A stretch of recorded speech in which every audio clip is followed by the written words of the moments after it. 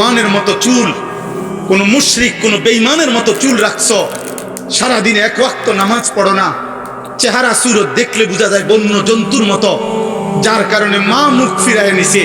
আরে বদনসিব, তোর দুর্ভাগা কপাল, তোর বাপে আর তোকে ডাকে না, তোর মা তোকে ডাকে না।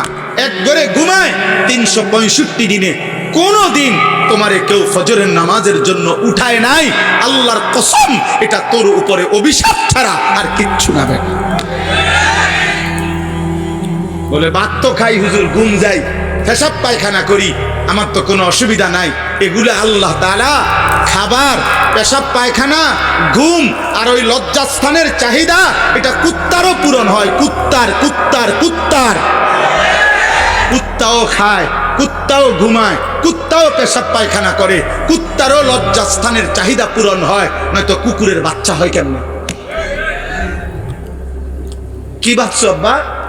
দিন রাত মোবাইলে কি দেখো?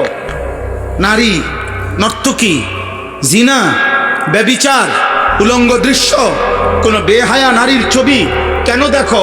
লজ্জাস্থানের চাহিদা তোমার, লজ্জাস্থানের শাহওয়াত। আমি যদি আমার এতগুলো মুরব্বিরে বাদ দিয়া শুধু আপনাদের কাছে মাফ চাইয়া বলি, যুবক ভাই তোদের কাছে, তোরা পেশাবের রাস্তার কাছে হেরে গেলি, তাহলে তোর জীবন শুধু এই পেশাবের রাস্তার লাগা। কাপুরুষ।